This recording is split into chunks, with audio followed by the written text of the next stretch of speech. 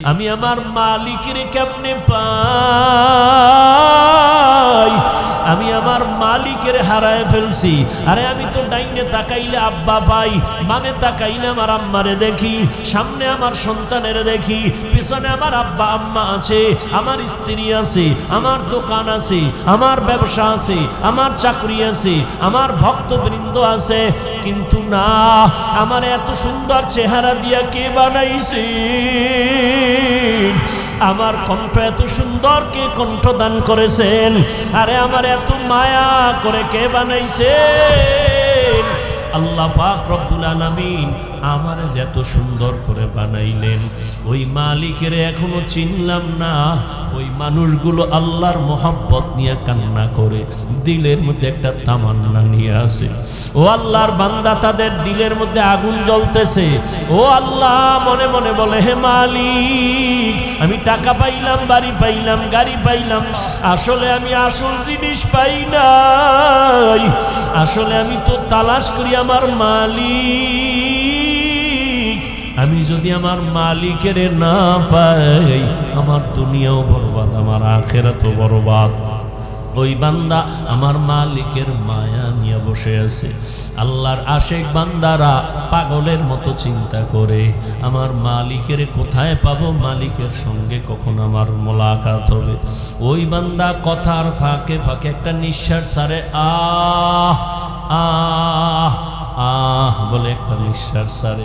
মনে হয় যেন কি হারায় গেল। ওরে বান্দা, তুমি টাকার পিছনে দৌড়াও, বাড়ির পিছনে দৌড়াও, গাড়ির পিছনে দৌড়াও, নারীর পিছনে দৌড়াও, আর যারা আমার মাওলার খাঁটি আশিক, ওই বান্দার অন্তরে এই মুহূর্তে বাড়ির চিন্তা নাই, গাড়ির চিন্তা নাই, ছেলের চিন্তা নাই, কোনো চিন্তা নাই। অন্তরের মধ্যে শুধু এখন একটাই চিন্তা, আমি আমার মালিকের পাইলাম কিনা, আমি আমার আল্লাহর মোহাব্বত অন্তরে জমা করে নিতে পারলাম কিনা, আমি আমার মাওলাকে নিয়ে আমার আদালতে যাইতে পারবো কিনা, আমি আমার মালিকের কই পাই। আল্লাহর যারা খাঁটি আশেক, ওরা শুধু চিল্লায় আর কাঁদে, আর আমার মাওলারে তালাশ করে আর বলে, আমার দয়া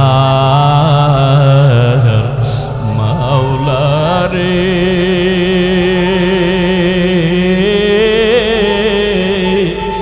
আমার দয়ার মাবুদ রে, কোথায় গেলে পাইব ঠিকানা? তোমাকে বুঝি আমি পাই না। বলো না, আমার দয়া মাওলা রে,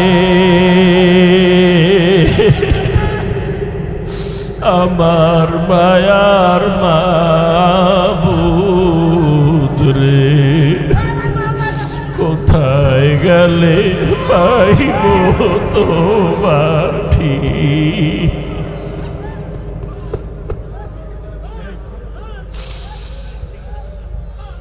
তোমাকে পাইবার আশে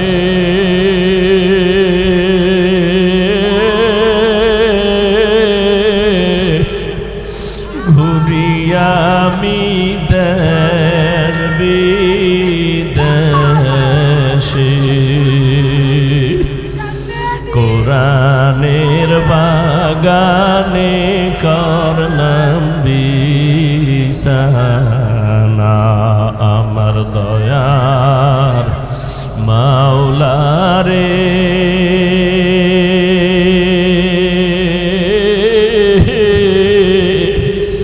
আমার দয়ার মাবুদ,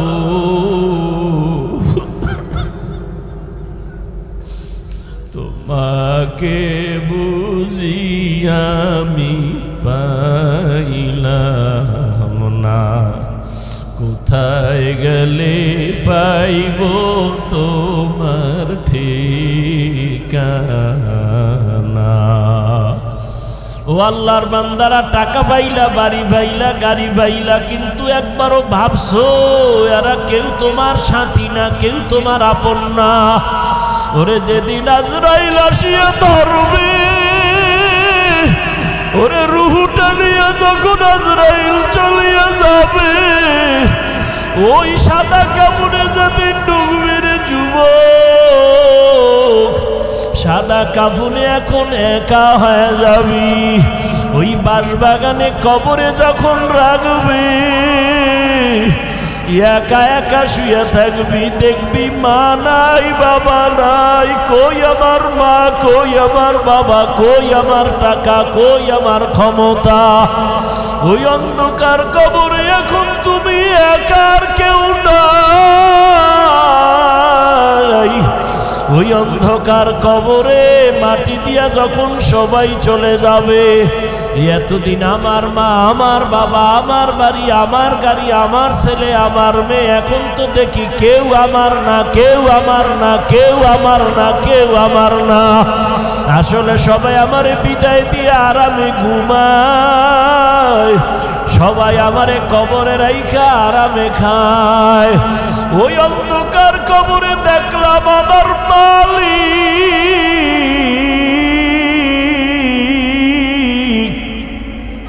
ওই কবরে আমার মাওলা ছাড়া আমার আর আপন কেউ হবে না রে বাবা। ওই মাওলার একটু আপন বানাও, ইবাদতের মাধ্যমে একটা গুণের মানুষ হও। আমার নবীর তরিকার মালা গলায় লাগাও। ও আমার কলিজার যুবক, ও বৃদ্ধ বাবাজি, মা বোনেরা, জীবনে তো গুনাহ কম করো নাই, আমার মাওলার ভয় নিয়ে তওবা করো। আল্লাহর দেওয়া পানি, আল্লাহর দেওয়া বাতাস, আল্লাহর দেওয়া সূর্যের আলো, চাঁদের আলো ভোগ করতেছো, কিন্তু ওগুলো ভোগ কইরা একবারও কি আমার আল্লাহরে হাজিরা দিয়া বলছো লাব্বাইক? আবার আল্লাহর সামনে কি একবারও সিজদায় পড়ে বলছো সুবহানা রাব্বিয়াল আ'লা? ওরে আমার মাওলা, যদি সিজদায় পড়া যদি একবার ডাক দিতি, আমার মাওলা কুদরতি পা তোর কপালের নিচে ঢুকায় দিয়া বলতো বান্দা আয় আয়, জীবনে যত গুনাহ করছো তওবা কর, আমি মাফ করে দিব। আমার দরজা ছাড়িয়া কই যাবি? আর দরজা নাই, যেখানে যাবি জাহান্নামের আগুন। আমার রহমতের দরজা ছেড়ে যাইও না রে গোলাম। ওরে দাড়ি কামানেওয়ালা ভাই, জাহান্নামের দরজায় বসে আছো, বেপরদায় গিয়া জাহান্নামের দরজায় বসে আছো। এখনো সময় আছে, ফিরিয়ে আসো, আর আমার মালিকের ডাক দাও, অন্তর দিয়া ডাকো আর বলো হে দয়ার আল্লাহ, জীবনে তো কত নামাজ ছাড়লাম, দাড়ি কাটলাম, বেপরদায় চললাম, মন মতো গুনাহ করেছি, মা বাবার সাথে বেয়াদবি, ওলামায়ে কেরামের সাথে বেয়াদবি, মুরব্বীদের সাথে, শিক্ষকের সাথে বেয়াদবি। আল্লাহর কাছে মনে মনে বলো, আল্লাহ মরিয়া গেলে তো তুমি ছাড়া আমার আর আপন কেউ হবে না। আজকে থেকে তওবা করে নিলাম, আর নামাজ ছাড়বো না, দাড়ি কাটবো না, বেপরদায় চলবো না, মা বাবারে কষ্ট দিব না, ওলামায়ে কেরামের পরামর্শ নিয়ে, শিক্ষক মুরব্বীদের দোয়া নিয়ে চলবো, নবীর তরিকায় চলবো। আল্লাহর কাছে দুই ফোঁটা চোখের পানি ছেড়ে তওবা করো। তোমার মতো যুবক স্কুলে পড়ে, কলেজে পড়ে, চাকরি করে, ব্যবসা করে, নামাজ ছাড়ে না, দাড়ি কাটে না, তুমি কেন পারবা না? ও আল্লাহর বান্দারা, গুনাহ নিয়া কবরে গেলে জানুনি কত ভয়ঙ্কর হালাত। দুনিয়াতে একটা মশার কামড় সইতে পারো না, দুনিয়ার সূর্যের গরম সহ্য করতে পারো না। ওরে গুনাহ নিয়া বেনামাজি অবস্থায় তওবা না করে যদি মরিয়া যাও, ওই কবরে দুই পার্শ্বের মাটির চাপ, ওই কবরে জাহান্নামের আগুনের গরম, সাপ বিচ্ছুর কামড় কেমনে সহ্য করবা? আল্লাহকে মনে মনে বলো, আর চোখের পানি ছেড়ে কাঁদো, আর বলো আল্লাহ আর নামাজ ছাড়বো না, আর দাড়ি কাটবো না, বেপরদায় চলবো না। ও দয়ার মালিক, এই ময়দানে তাকায় দেখেন আপনার গোলামরা কেন আসছে, বালুর ভিতরে বসে কি চায়? আয় আল্লাহ, একজনকেও খালি ফিরাইয়া দিয়েন না। আয় আল্লাহ, সবাইকে তওবাওয়ালা জিন্দেগি দান করেন। আয় আল্লাহ নবীর আদর্শের উম্মত বানায় দেন। আপনার মারিফত আমাদের সিনার মধ্যে দান করেন, মারিফতের নূর দিয়া সিনাটা ভরপুর করে দেন। আয় আল্লাহ গুণের মানুষ হওয়ার তৌফিক দান করেন, আমিন। কিন্তু চিড়িয়াখানায় যাবেন, ওখানে বাঘ আছে, বাঘের দাম। ওখানে বন্য মানুষ আছে, দাম, দেখতে টাকা লাগবে, টিকিট লাগবে। ঠিক এই দুনিয়ার ভেতরে হাজারো কোটি কোটি কোটি কোটি মানুষ, একটা মানুষেরও কোনো দাম নাই। কিন্তু যেই মানুষ কালেমার রশি গলায় লাগাইছেন আর আল্লাহর মোহব্বত নিয়ে চলবে, ওই মানুষের বড় দাম। গর্ব সুরত আদমি ইনসা বুদে আহমদ বু জাহলো হাম এক সাবুদে আদমিরা আদমিয়ত লাজিমাস্ত উদেরা গর্বুনা বশুদ হি জামাস্ত আদমিয়ত লাহম শাহম পুশতে নিস্ত আদমিয়ত জুজরে জয় দোস্তে নিস্ত। সবাই মানুষ, সবাই কি, কিন্তু সবাই মুমিন না। কে? সবাই কি না? আবার সবাই মুমিন, কিন্তু মুমিনদের ভিতরে ওয়ালা না। আবার সবাই আমলওয়ালা, কিন্তু সবাই ইখলাসওয়ালা না, তাকওয়াওয়ালা না। ব্যবধান আছে না নাই? ভালো করে বুঝেন। দুনিয়াতে কুকুর, হাজার হাজার কুকুর, কোনো দাম নাই। এটা একভাবে বুঝাইছি, এবার আর একভাবে বুঝেন।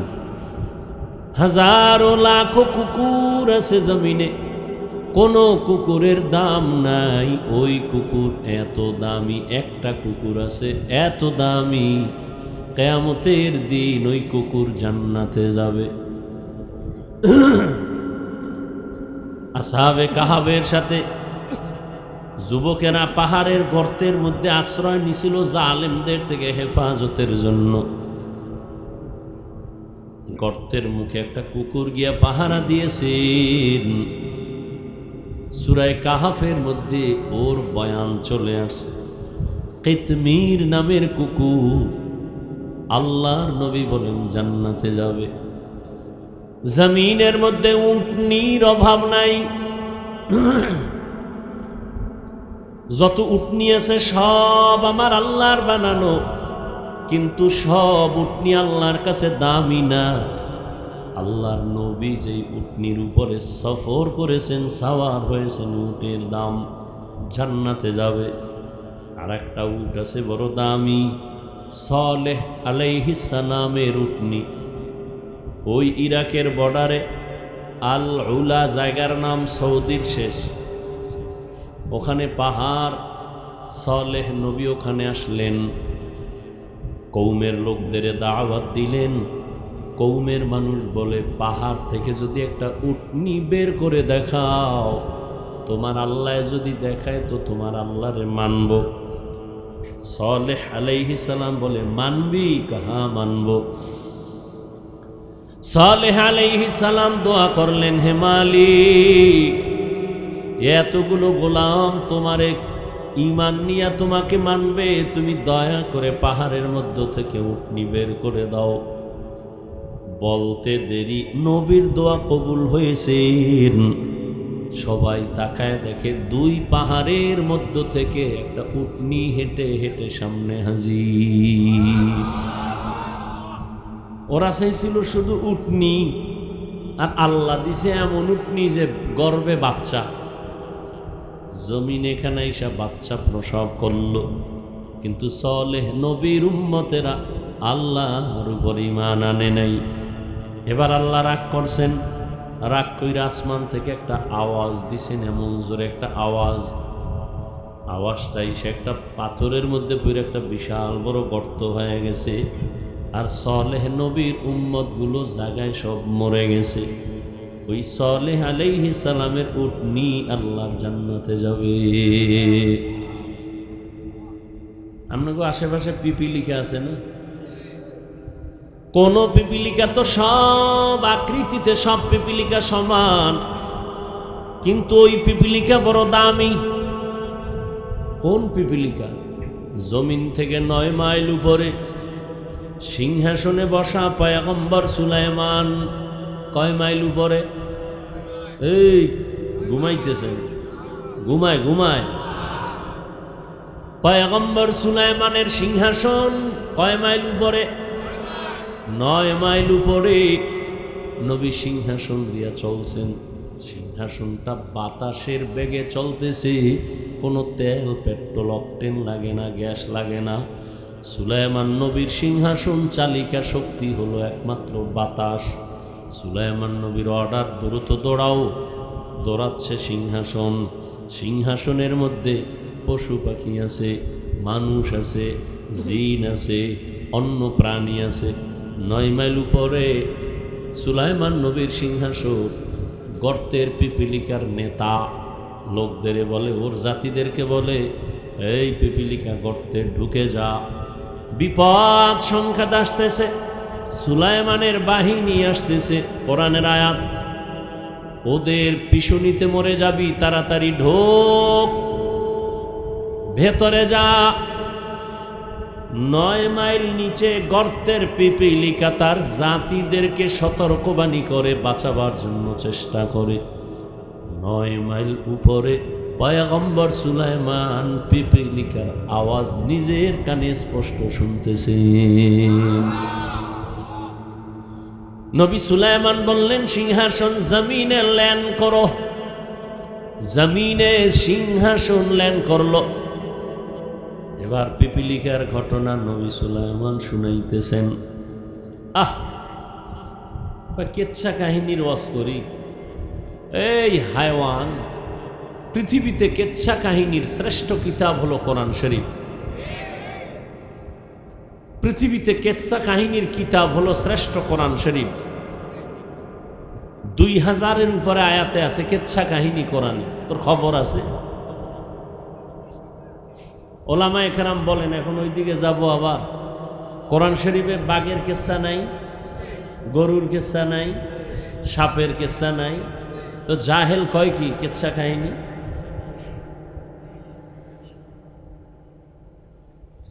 মান্দার গাছ চিনেননি? কাটাওয়ালা, এইটা লাগায় কেউ আম চাইলে হবে? তো বেনামাজির ঘরে নামাজি আসা খুব অস্বাভাবিক। বেয়াদবের ঘরে আদবওয়ালা তৈরি হওয়া খুব কষ্ট। আল্লাহ হেদায়াত দান করে। একটা কথা বলি, মনে রাখেন, পারলে লেখে আর টানায় রাখেন। আল্লাহ যদি কারো উপরে রাগ করেন, বেজার হন, তার প্রথম পরিচয় সে আলেমের বিরোধিতা করবে। আলেমের বিরোধিতা করা এটা প্রথম পরিচয় যে আল্লাহ তার উপরে অসন্তুষ্ট, বেজার। আর আমি তো সারা বাংলাদেশে বলি, যারা ওলামায়ে কেরামের বিরুদ্ধে লেখালেখি করে মানুষের কাছে ছোট করার জন্য, এরা মা বাবার অভিশপ্ত সন্তান। একটাও মা বাবার আদরের সন্তান না, সবগুলো মা বাবার অভিশপ্ত সন্তান। উনি মরার আগে ধ্বংস হয়ে যাবে, খালি চোখে তাকায় দেখবেন। কারণ সব জায়গায় বেয়াদবি, চালাকি আর মাস্তানি চলে না। সুলাইমান নবী পিপিলিকার আওয়াজ শুনলেন। পিপিলিকার থেকে কি আমরা জানলাম? পিপিলিকার বয়ানটা জাতির জন্য এমন একটা উপদেশ, দয়াময় আল্লাহ পিপিলিকার নাম দিয়াই সূরা নাজিল করেছেন, সূরায়ে নামল। ঠিক নি? নবীজি বলেন, এই পিপিলিকা কোটি কোটি কোটি কোটি পিপিলিকার মধ্যে নবী সুলাইমানের কথা শ্রবণ করেছে। নবীজি এই পিপিলিকার এটা জান্নাতে যাবে। তাহলে সব পিপিলিকা সমান, কিন্তু ওই পিপিলিকার দাম বেশি। সবাই তো পিপিলিকা, তবে সুলাইমান নবীর পিপিলিকার মতো সব পিপিলিকা দামি না। উযায়ের আলাইহিস সালামের গাধার ঘটনা আছে কোরআনে। ওই গাধা আল্লাহর জান্নাতে যাবে, কুকুর জান্নাতে যাবে। মূসা নবীর ঘটনা আছে সূরার মধ্যে, সূরা বাকারায়। কিয়ামতের দিন এই গরু গাভীটা আল্লাহর জান্নাতে যাবে। সবাই তো মানুষ, কিন্তু সব মানুষ আল্লাহর কাছে দামি না।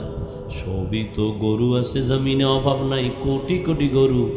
মুসা নবীর জীবনের এই গরুটার মতো কোনো গরু দামি না। উট আছে জমিনেও হাজারো কোটি, কিন্তু রহমতুল্লিল আলামিনের বাহনের মতো দামি উটনি একটাও না। সালেহ নবীর সোহবত প্রাপ্ত উটনি একটাও না। ঠিক জমিনে কোটি কোটি মানুষ, হিন্দু আল্লাহর বান্দা, ইহুদিও আল্লাহর বান্দা, খ্রিস্টানও আল্লাহর বান্দা, কিন্তু সবাই আল্লাহর প্রিয় বান্দা না।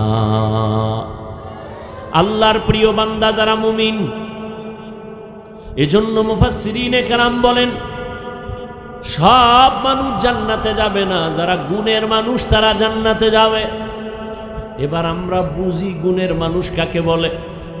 সবাই মানুষ, কিন্তু সবাই গুণের মানুষ না। সবাই মানুষ, সবাই মুমিন না। সবাই মুমিন, সবাই আলেম না।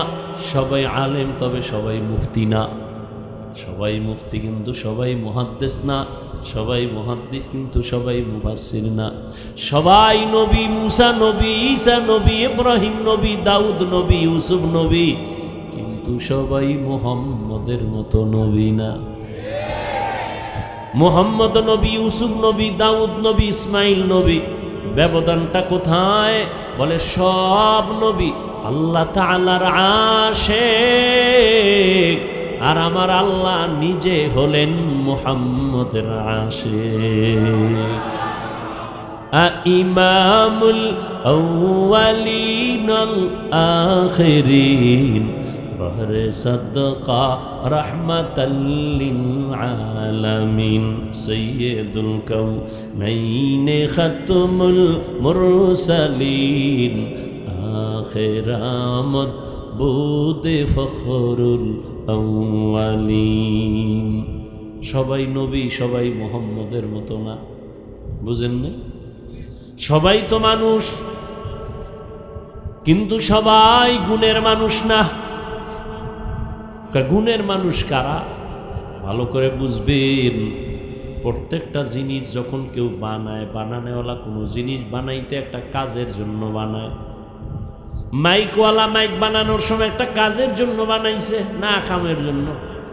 কথা বলেন না কেন? মাইকের কাজ কি কয়? আওয়াজ দিবে, আস্তে নিয়ে যাবে দূরে জোরে।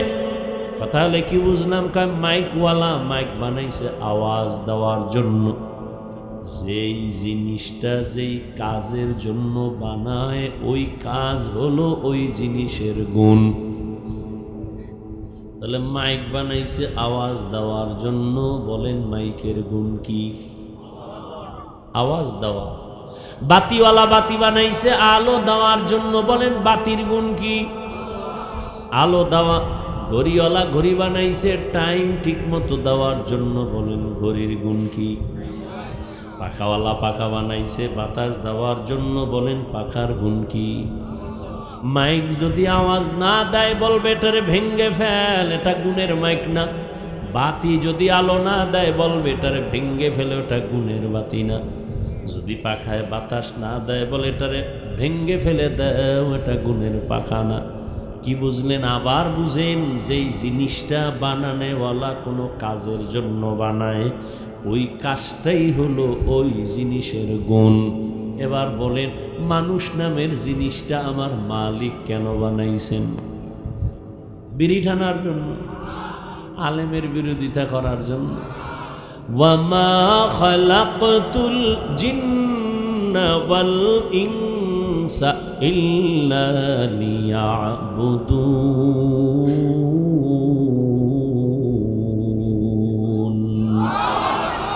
মা খালাকতুল জিন্না ওয়াল ইনসি বাখাজুজ ইবাদত নিস্তে মাকসুদ আজাহা।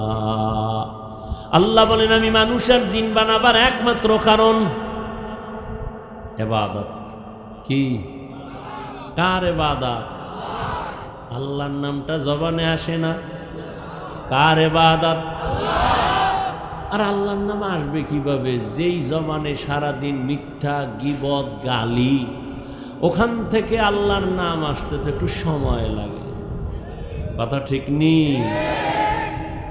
জিন্দেগি মে বন্দেগি তু করনা হে, जिंदगी में बंदगी तू करना है,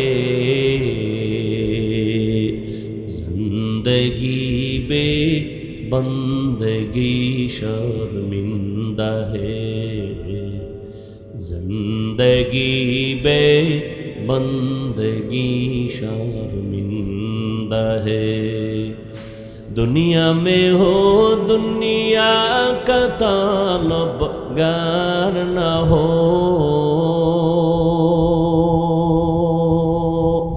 बाजार से गुजर हो खरीदार न हो, ये दुनिया एक मिसल कागज फूल है, ये दुनिया एक मिसल कागज फूल है, जिंदगी में बंदगी तू करना है, जिंदगी में बंदगी तू करना है, जिंदगी बे बंदगी शर्मिंदा है, जिंदगी बे बंदगी शर्मिंदा है। आए थे हम कुछ न कुछ खरीदने को, जैसे हो रोशन मेरे कल्बो रूहो, आए थे हम कुछ न कुछ खरीदने को, जैसे हो रोशन मेरे कल्बो रूहो, वरना कोई चारा दो जहां में नहीं, वरना कोई चारा दो जहां में नहीं, जिंदगी में बंदगी तू करना है,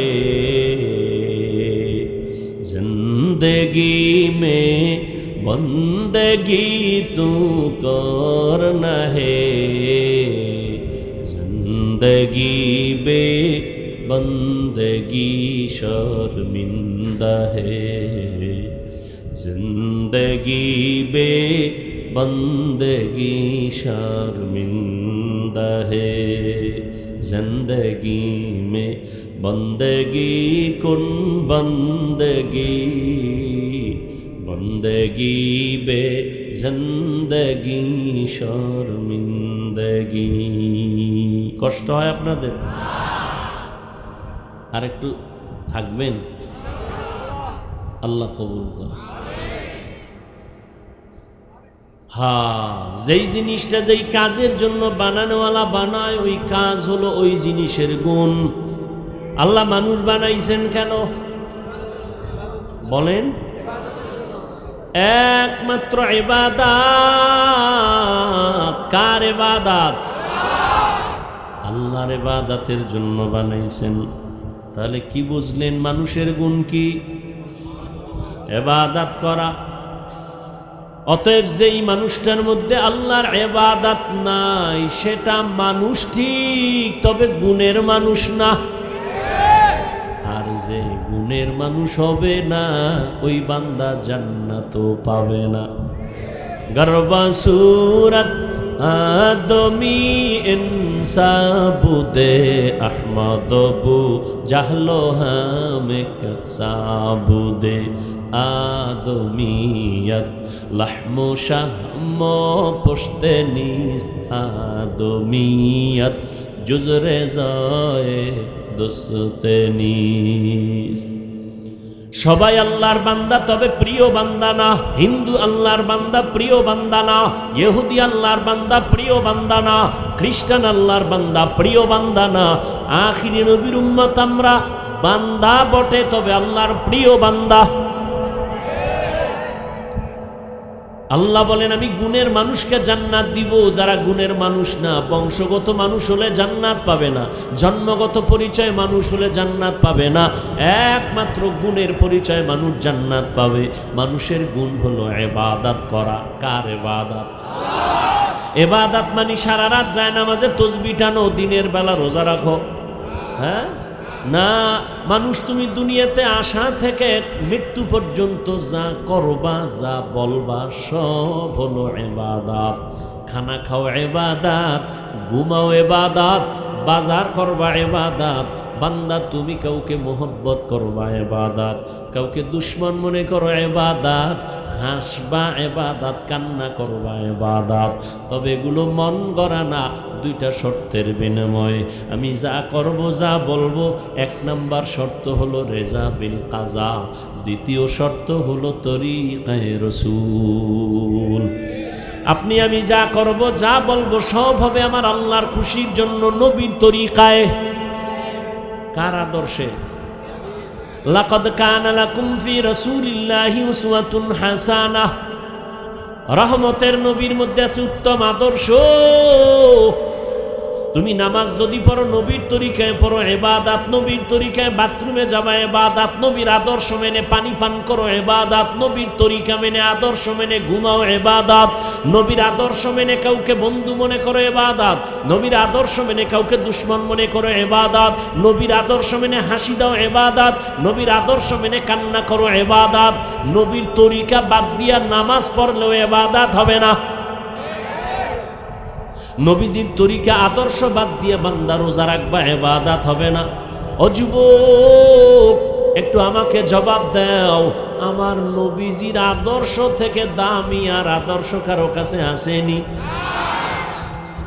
যদি কেউ দাঁড়ায় বলতে পারো হাফিজ ভাই, মদিনার নবীর আদর্শ থেকে শেখ মুজিবুর রহমান সাহেবের আদর্শ বড় ভালো, আল্লাহর জাতের কসম আমি নবীরটা বাদ দিয়া শেখ মুজিবেরটা নিব। কেউ যদি দাঁড়ায় বলতে পারো মদিনার নবীর আদর্শ থেকে জিয়াউর রহমান সাহেবের আদর্শ ভালো, আমি মদিনার নবীরটা বাদ দিয়া জিয়া সাহেবেরটা নিব, পারবি? ওরে বাবা, জিয়া কেন, শেখ মুজিব সাহেব কেন? এই জমিনে আরো কত পণ্ডিত ছিল। আব্রাহাম লিঙ্কনের আদর্শ, মাও সেতুনের আদর্শ, লেনিনের আদর্শ, কালমার্সের আদর্শ। এক কথায় জবাব, দুনিয়াতে সব আদর্শগুলো হলো নাপাক, একমাত্র মদিনাওয়ালা নবীর আদর্শই হলো পাক। নবীর আদর্শ কেমন পাক, আর দুনিয়ার সব মানুষের আদর্শ কেন না পাক? দুনিয়ার মানুষ আদর্শ বানায় গেছি, আইয়া আইয়া একদল কয়ডারে পরিবর্তন করো, সংশোধন করো। কিন্তু আল্লাহ যে নবীর দিয়ে আদর্শ দিছেন, কিয়ামত পর্যন্ত কোনো পরিবর্তন লাগবে না। নবীর আদর্শ কত সুন্দর। আঙ্গুলের নখগুলো কেমনে কাটবা, সেখানেও নবীর আদর্শ আছে। কেমনে নখ রাখবা, সেখানে নবীর আদর্শ। কেমনে তুমি টুপি পরবা, নবীর আদর্শ। কেমনে জুতা পরবা, এখানেও নবীর আদর্শ আসেনি? আর কোনো পণ্ডিতের আদর্শের মধ্যে জুতা পরার নিয়ম আসেনি? আছে? নাই। ঘরে ঢুকবা কেমনে, নবীর আদর্শ। বের হইবা কেমনে, নবীর আদর্শ। খানার লোকমা কেমনে মুখে দিবা, নবীর আদর্শ। পানি কেমনে পান করবা, নবীর আদর্শ। পৃথিবীর আর কোনো পণ্ডিতের এইরকম আদর্শ নাই যে কেমনে পানি পান করব। সরকারি অর্থ মন্ত্রণালয় থেকে আপনাদের পাগলা এলাকায় মাদ্রাসায় 100 টন গম দিল, চাল দিল, ডাল দিল, এগুলি ভাত পাকায় খাবি। কিন্তু মন্ত্রণালয় থেকে এমন কেউ নাই যে দইরা দইরা বুঝাইবে কেমনে ভাত পাকাবি, শিখাই দিবে কেমনে চালগুলো সিদ্ধ করবি। কিন্তু মায়ার নবীর আদর্শ এত সুন্দর, আমার নবী ধইরা ধইরা দেখাইছেন গ্লাসটা কেমনে ধরবি, কেমনে মুখের কাছে নিবি, কেমনে খাইতে বসবি, কেমনে ঘুমাইতে যাবি, বাথরুমে যাবি কেমনে যাবি, নবী দইরা দইরা শিখাই দিছেন। মক্কার মুশরিকরা কয় কেমন নবী, বাথরুমের নিয়ম শিখায়? কয় শুধু নিয়ম না, বাথরুমে গিয়া কেমনে বসবা এটাও নবী শিখায়। কয় কেমনে বসবা, বাথরুমে গিয়া হাঁটুর উপরে কাপড় উঠানো যাবে না, এমনে বসবা, বাম পায়ের উপরে ভর করে বসবা, এটা নবীর আদর্শ সুন্নত। ডান পায়ে ভর করবা না, বাম পায়ের উপরে ভর করে বসবা, টিস্যু ঢিলাকুলুক ব্যবহার করবা, এরপরে ঢুকার আগে দোয়া পড়বা, খালি মাথায় বাথরুমে যাবা না, খালি পায়ে বাথরুমে যাবা না, ব্রেন কমে যাবে, দোয়া ছাড়া ঢুকবা না, কারণ সব শয়তানের আড্ডা হলো বাথরুম।